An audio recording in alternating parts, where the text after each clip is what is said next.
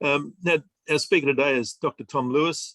You've probably all read his biography, but Tom's had several careers, both in the Navy, teaching and journalism and authoring naval historical books. And I guess his area of interest is obviously the North and the war in the North and how it affected the North and the RAN.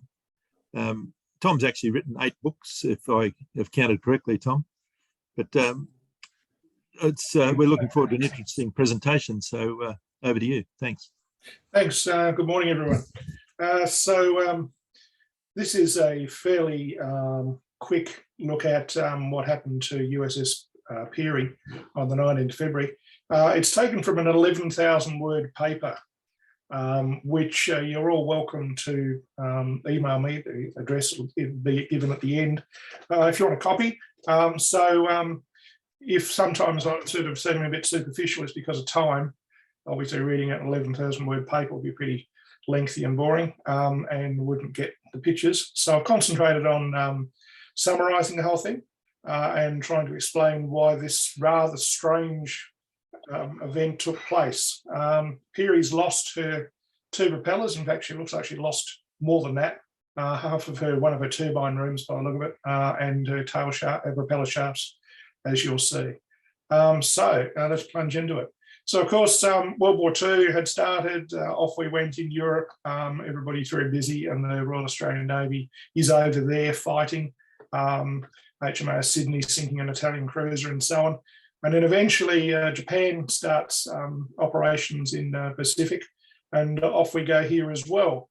The war is characterised by the Allies going rapidly backwards in the Pacific, thinking that they could punch north into Dutch territories, places like that, and stem the Japanese tide.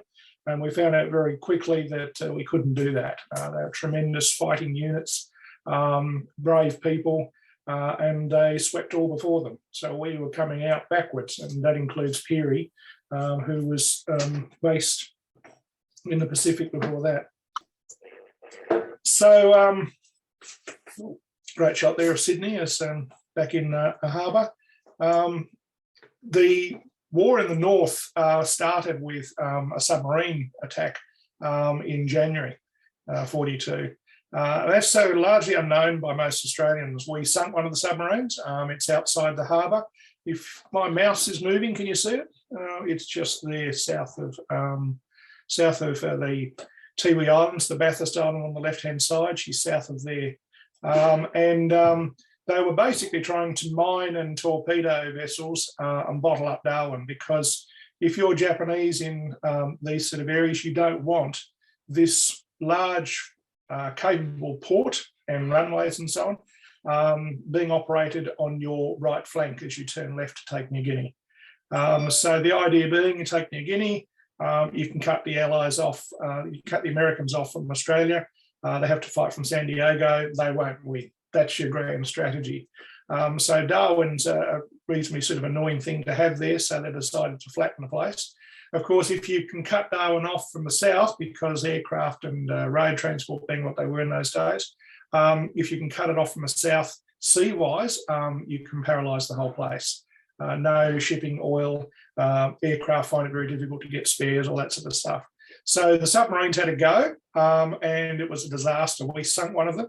That's I-121 on the bottom left of the corner screen of the screen. It was I-124, one of her sister vessels. 80 people inside it, and it's still outside Darwin today. So the Japanese withdrew and had a bit of a think. We still want to do this. How are we going to do it? We've got 4 of the 6 carriers that struck Pearl Harbor, and we'll use those. So they come south. We didn't know they were there. They were not spotted on the way in, except when the Air Armada launched, 188 aircraft. They shot down a Catalina, which was being flown by Tom Mora, who later commanded US forces, naval forces in Vietnam. So he survived that day. Was picked up by a passing ship, which was sunk later that afternoon. So he was doubly lucky. So they really cleaned us up. They did a great job. Down the bottom right-hand corner of the screen, you can see a summary of what happened. And the map shows that they approach from the south. And that approach from the south there, the southeast, is important because that was a factor that was part of one of the reasons that Peary was finished off. So without dwelling any further on the attack itself, let's jump into this. So the ships sunk in the harbour, and there were 2 sunk outside in the afternoon. There's 9 ships sunk, and there they are in that list on the left there. Now you notice none of them are warships except for Peary. Mavie was pretty well unarmed. I think she had a machine gun. She's a lugger, wooden lugger. HMAS, because as you know, I think it's if she's commanded by a commissioned officer or a commissioned warrant officer, and then it's HMAS. So there's quite a few HMASs in town, but a lot of them are quite small. The boom net tenders, it was a boom net that went across the harbour. Other warships down the bottom of the screen. So they put up a good fight, most of those ships, and the thing was that most of them could move. They up their anchor, they try to get sea room. Darwin Harbour, if you've never been there, it's enormous. Lots of places to run around and manoeuvre and so on. It's 3 times the size of Sydney's harbour. And there were 57 ships in port that day. So the Japanese did a good job. The 2 biggest ships in town, the Meigs and the Mauna Loa, they certainly sunk them. And others you can see there.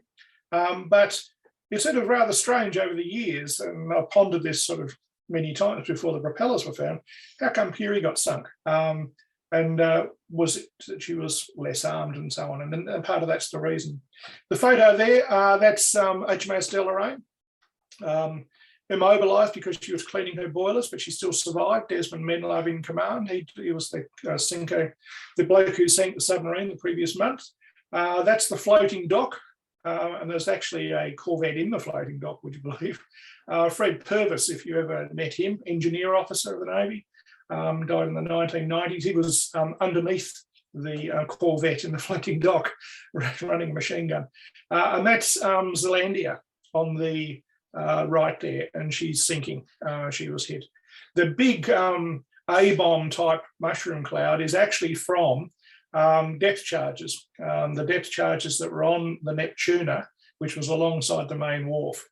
She got hit, she rolled on her side later on, but she basically blew up about 20 minutes into the raid.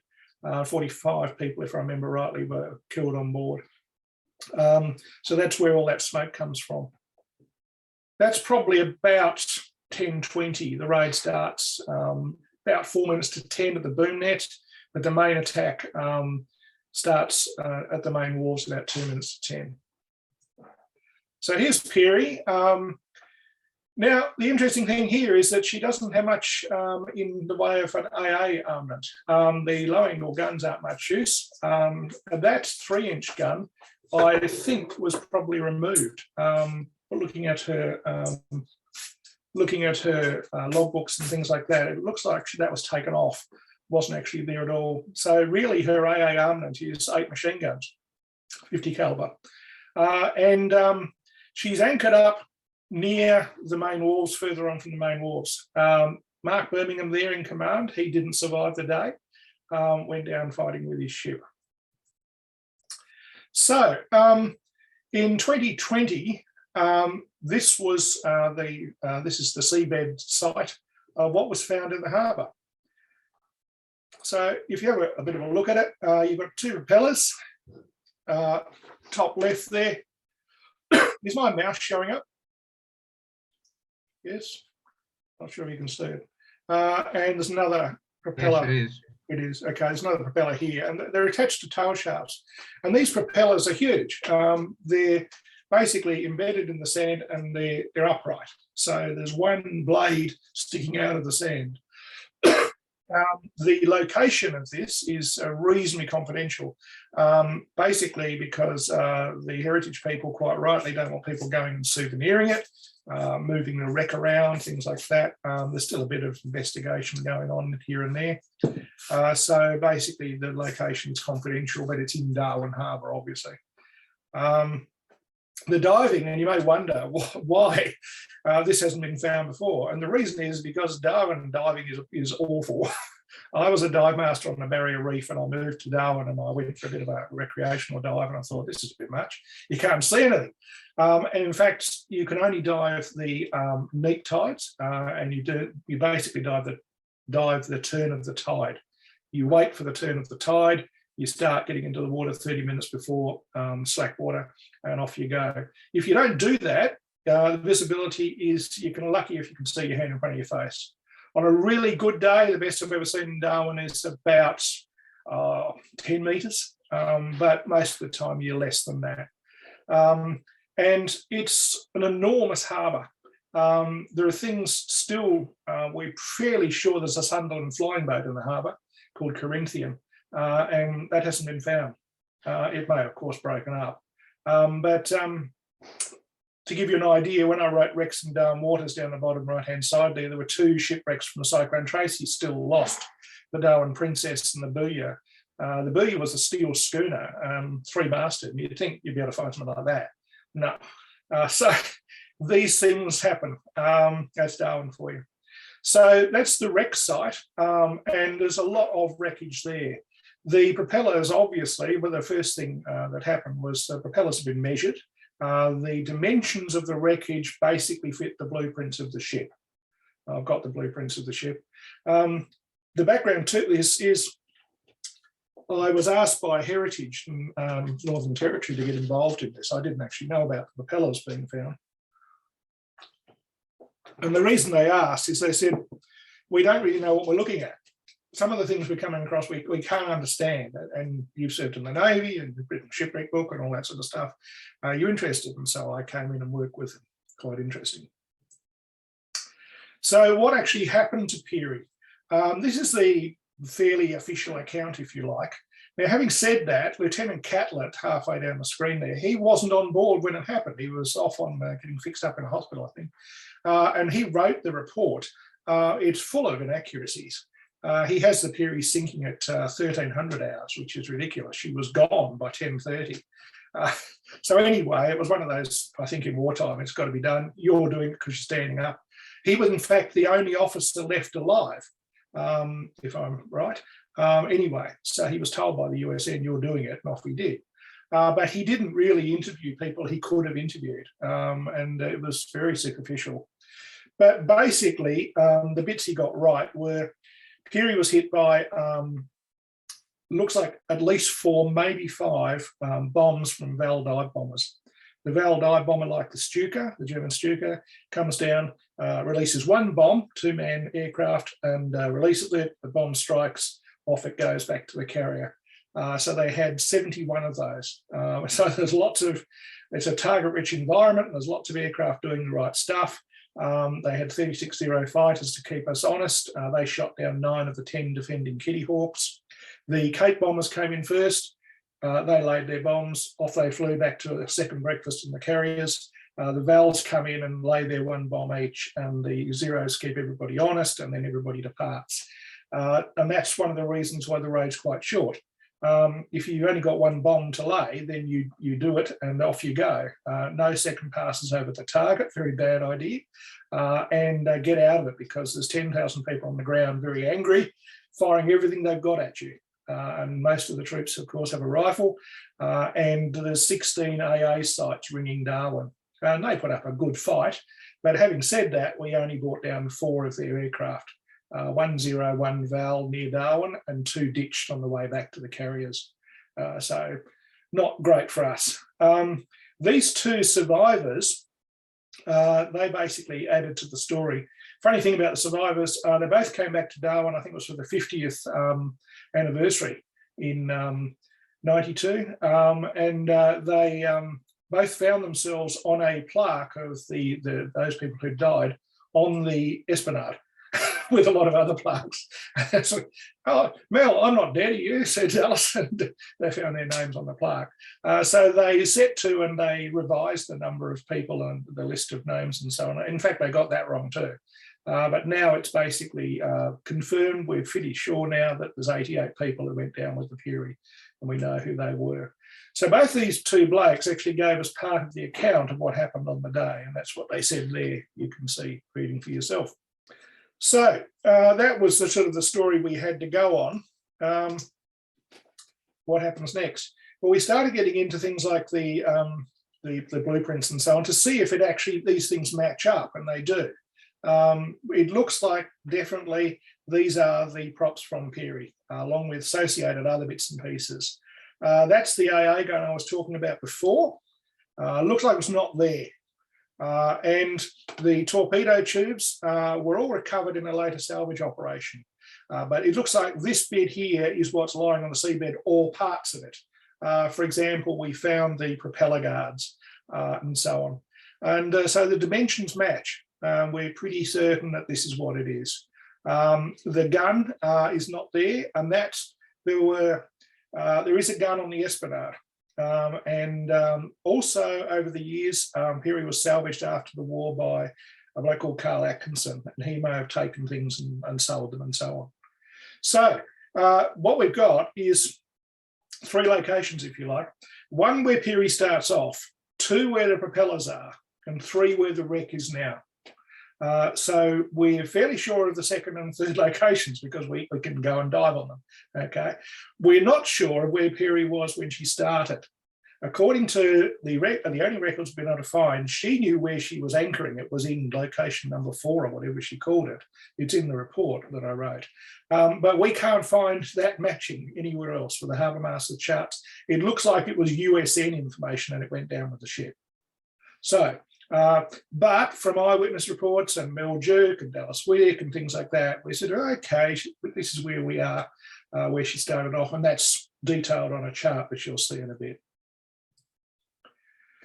So putting all the whole report together and sort of working backwards, this is some of the things we ended up with.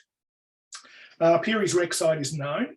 Carl Atkinson lived nearby in a place called Doctor's Gully, and he was spending a lot of time after the war salvaging everything he could get his hands on in the harbour. And he ran into a fair bit of trouble for this. He got told off, and the wrecks were supposedly sold by various parties and so on. This goes on after Darwin, which is pretty shattered from the war, 77 air raids on Darwin alone. Everybody's very concerned with getting Darwin back and going again and making money, and government coming back from Alice Springs and things like that. Things that were happening in the harbour weren't a lot of concern to people, except for the ships that stuck out of the water at low tide, which were a hazard to navigation. The Neptuna, which I spoke about before, lay on her side for 18 years alongside the main wharves, getting in the way.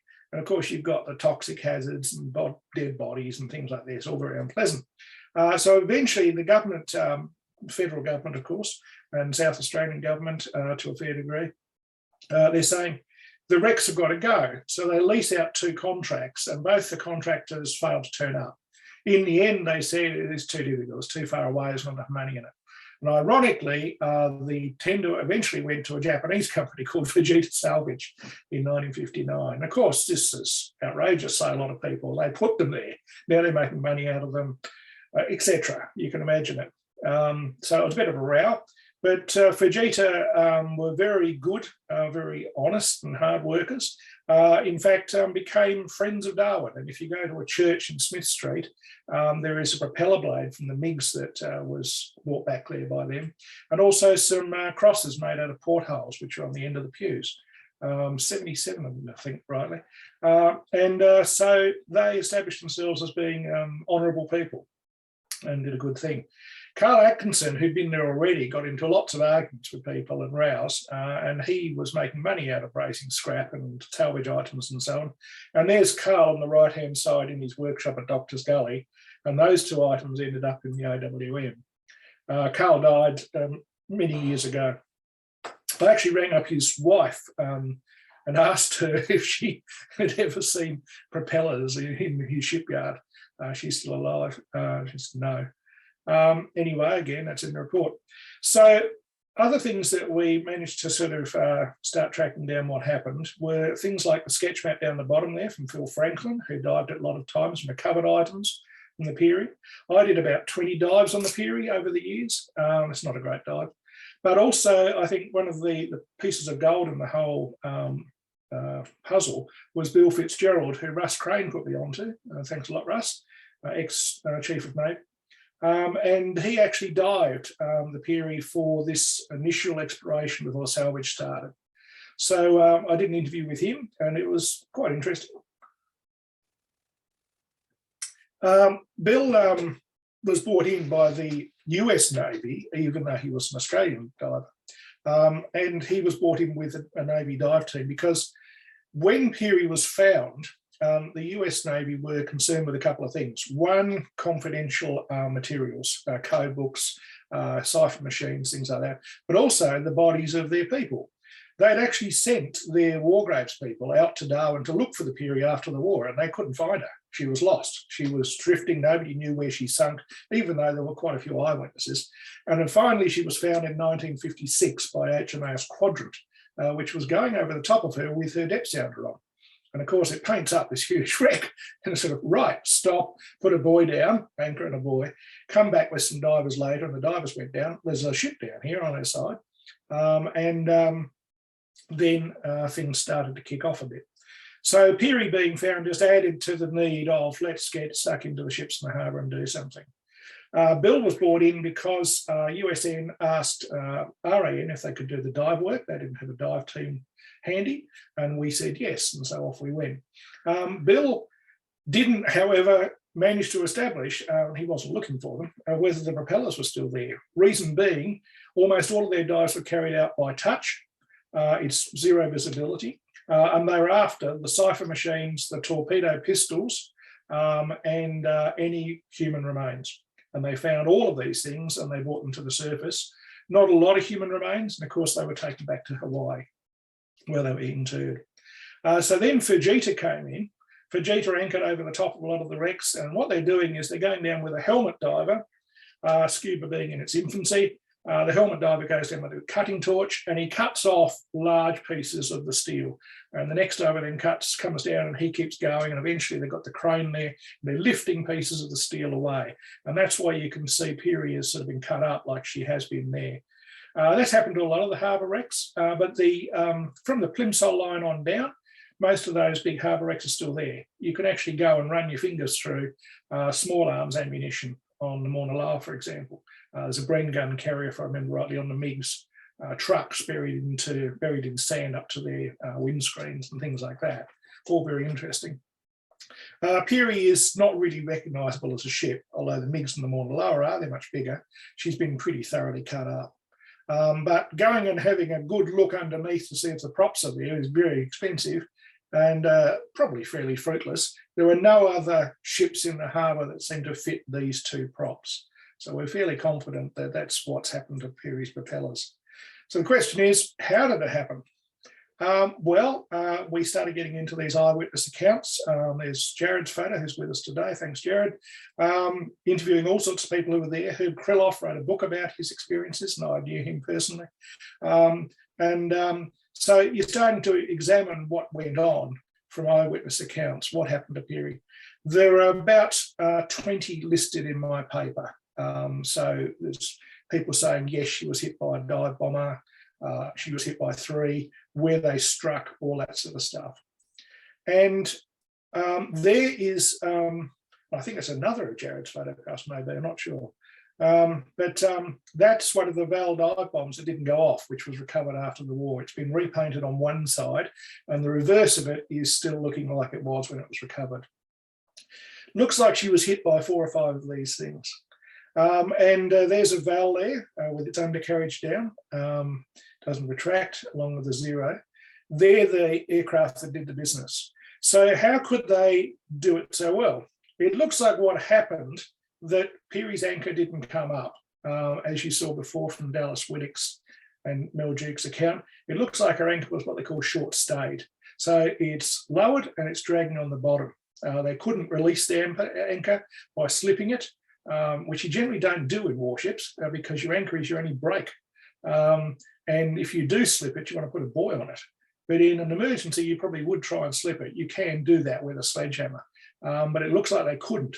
And so the anchor's hanging off the bow and making life really difficult for the Peary. And there's what the props look like. Those things there, the propeller guards, they're still there, and so on.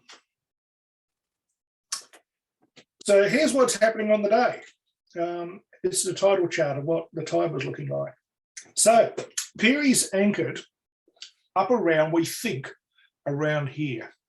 And as I said before, we're not exactly sure where she was. It sort of basically is this position, but we haven't got it exactly because their notation doesn't match our records. She's then drifted this way, and this will be explained a bit more clearly in a minute. She's drifted this way, and she's ended up sort of roughly about here. I think that's the quarantine buoy.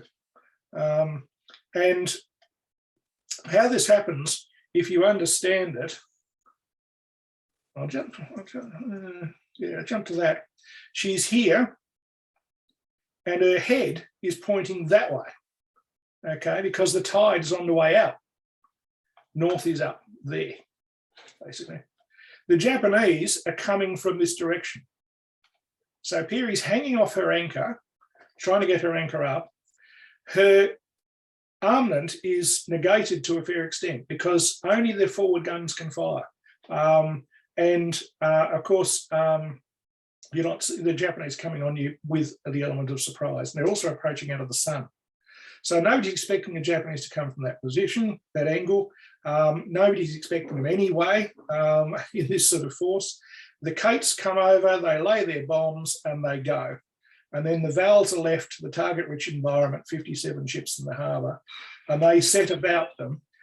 Peary drifts, Peary turns around, she gets her engines going, she starts her engines up and she starts going this way, the ship's head's pointing that way. And then she goes this way, but very, very, very slowly. And the Vals can hit her from astern. The Vals came in behind the Kates. They let the Kates bomb first, then the Vals come in. Makes sense because the Kates are bombing from 10,000 feet. You don't want the Vals underneath you. So the Vals are seeing the stern of a ship and they can then approach inline and they can bomb very, very easily. Every other ship's getting its anchor up and moving at high speed. William Preston here, Herb Kriloff's account, has her absolutely belting down the harbour at speed, and she's got a whole heap of 50 cals on the stern mounted from her Catalina charges. 4 of the Catalinas were sunk. I think that's right, it might be 3. And 1 was brought down outside the harbour. And so William Preston, a sister ship, is making for the open harbour, which is down this way, strangely enough. Okay, you've got to go around this corner, very, very big harbour, lots of room. And you exit the harbour to the upper left of the screen. Okay. So what actually happens at these points here, this is where the Vals start hitting. And Peary is lowered in the water because she's struck and she's no longer underway. And the anchor's still dragging her. And so she probably turns around. And it looks like that's why the propellers have ended up the way they have in the diagram. If you go back in the diagram, if I went back to the diagram's in the paper, it shows that the propellers are lying basically on that east-west axis, okay? The propellers are towards the west. So sort of saying to ourselves, how did the propellers end up in this way? The propellers probably ended up in that way because this is where the ship sunk. This is where the ship really starts sinking, okay? And the anchor's dragging on the bottom. Then, ironically, she gets a bit lighter because she's basically losing the propellers. The loss of the propellers and the stern section makes her lighter, and she can now come a little bit up towards the surface and she's more buoyant and she drifts this way. So I'll just run back here a bit. So that's where we originally start off. Okay, she's facing to the, you can see what the tide's doing. She's hanging off the anchor and she's facing basically to the east. And then she turns around and she ends up where she is now. So here's basically what happened to her, I think. I'll just give you a second to read that.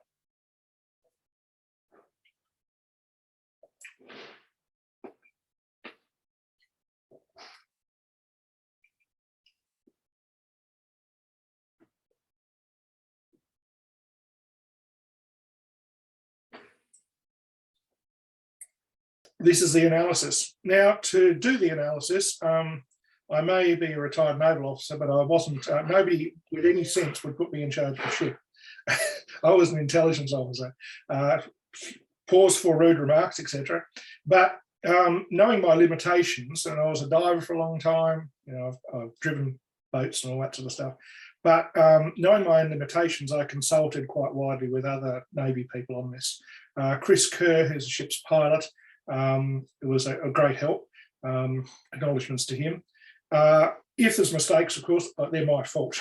But this is the product of quite a few people being consulted as to where we got to this particular spot. These are some of the shots of Peary, and it's quite surprising that people are around with cameras who shouldn't have been around with cameras, but here they were. That may be Peary there, not sure. That's definitely Peary from the accounts of where she was and what she was doing, and this is the hospital ship Manunda, which the Japanese actually hit, probably by mistake, because they certainly didn't sink her and they could have easily done so. Now, if you look closely at that photo, you can see the 4 funnels. That funnel there, the second funnel, looks like collapsing. So Peary's got 4 funnels, 1919 World War I job, quite distinctive. You can see that it probably is still the foremast up, and she's sinking by the stern. Here she is, probably the fires are starting to go out. And you can see here, we sort of looked at that. Is that the anchor? Probably not. And here she is. And these shots match up with where we know the shipwreck now is. And that probably is last shot, bow well up.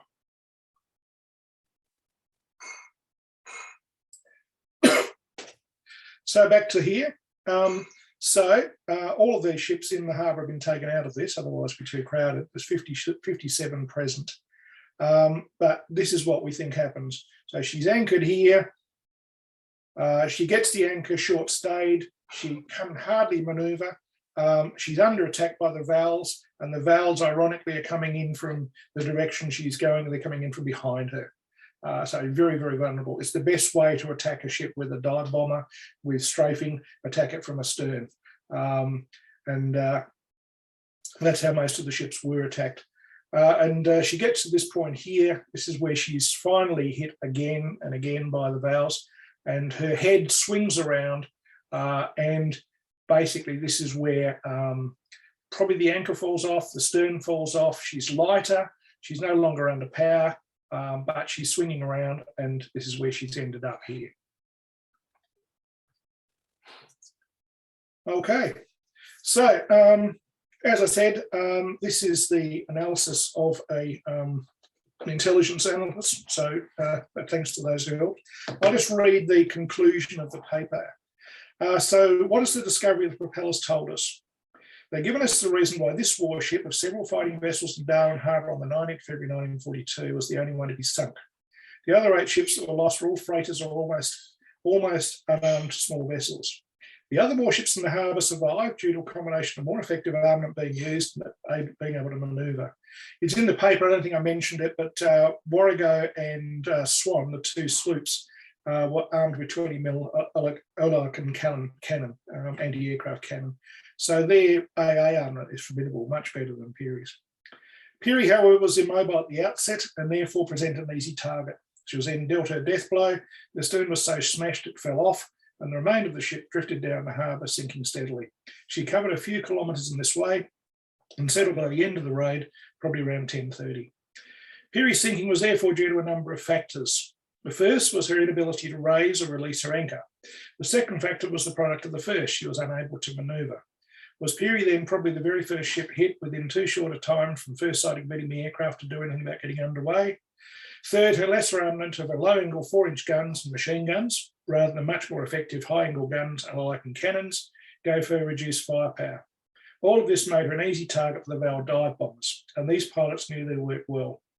Peary may have fought to the end, as many people say, but she was doomed, and the loss of the destroyer and 88 of her ship's company was testimony to all of this. The end. Right, that's a fair bit of information. Happy to scroll back if I'm asked to, and to amplify any remarks. Thank you, Tom. Very detailed and interesting coverage. You didn't mention what depth the wreck is in, and whether the anchor was recovered. No, the anchor hasn't been recovered. Darwin Harbour is uniformly 20 metres deep. Strangely, however, Peary's in a bit of a hole. She's basically 110 feet deep. So that's more than that, isn't it? So that's quite deep. The depth can be up to 40 metres, depending on the tide. Obviously, you'd want to dive at the lowest tide. Tom, we've got a question there from Kate, and we just have to read it out. Okay. You haven't got your microphone on. Actually, he's done it by chat. Oh, right. Here we go. Why did the Japanese want the particular piece of Peary's salvage? Why do they want it? Yeah. The Japanese were in town to make money. Fujita Salvage was making its living by going around the Pacific cutting up wrecks. If you salvage the steel from warships' hulls, it's very valuable. It's good, excellent steel to sell. And that's how they made their living. When Peary was discovered, they'd actually been in negotiations for quite a while. She wasn't really on the list, and they got asked by the government to take her with due vicious infighting between the United States Navy, the Australian government, and so on. The Australian government didn't want that ship in that particular area because it's part of the shipping routes and so on. So they wanted it gone. US Navy have its concerns and so on, but eventually everything gets sorted and Vegeta's asked to cut it up. They actually were a bit reluctant, if I remember rightly, because that's a destroyer, it's a fighting warship, it's got 88 dead bodies on it. It doesn't. I don't particularly need to go into this sort of stuff, but bodies don't survive well in seawater, and there's very little found in most shipwrecks. And Peary was no different.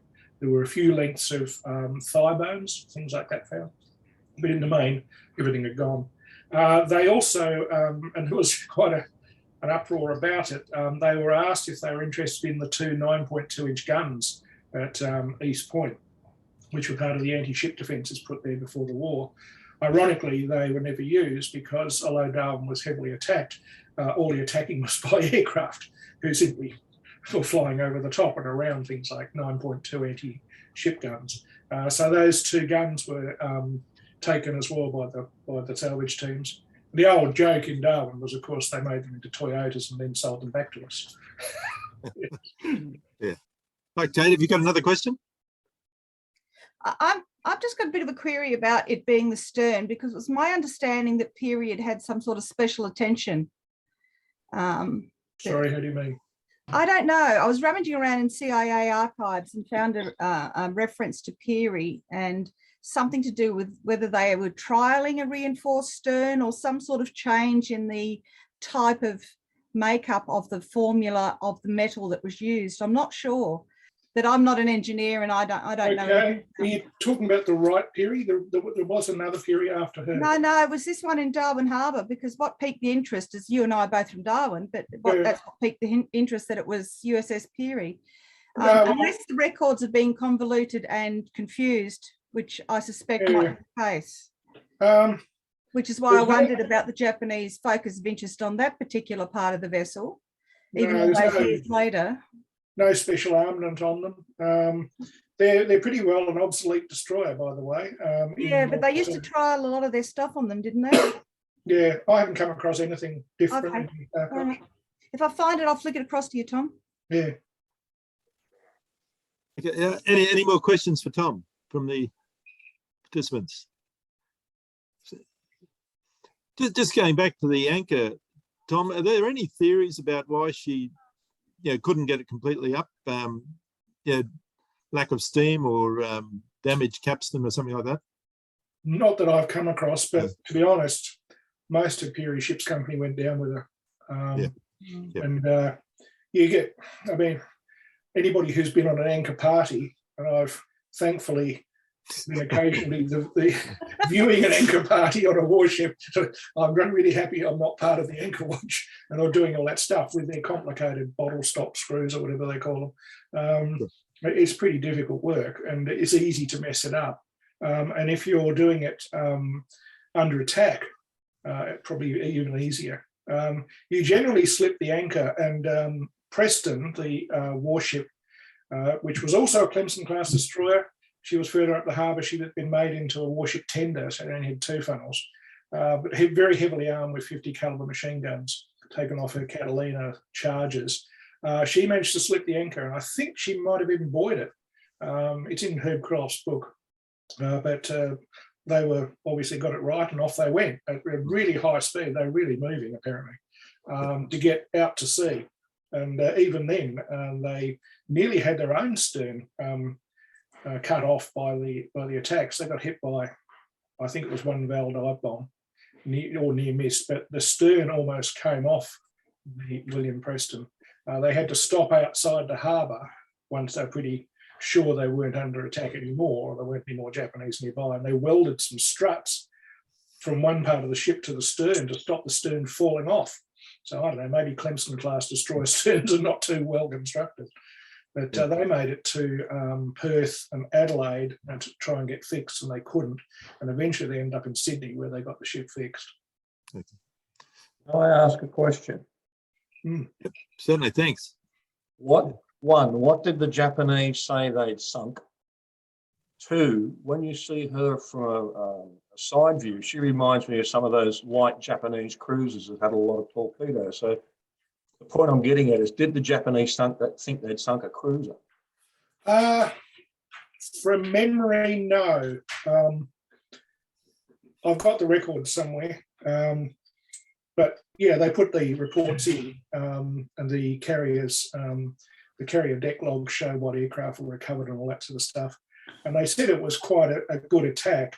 The commander, Fushida, he said it was a sledgehammer to smash an egg. It was hardly worthy of their attention. Having said that, if they were so good, how come they didn't sink even more ships? Because a lot of ships around. Then again, a lot of them were manoeuvring and small, hard to hit a small corvette at speed. But they didn't smash the floating dock, for example. I would have gone after that. There was a ship in town, if memory serves, Platypus, was basically a floating workshop.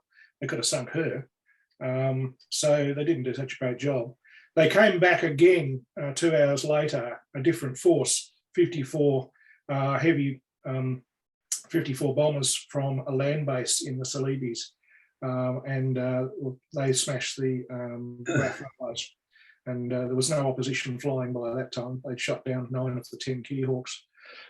So they were pretty happy with it. They thought they'd done a good job.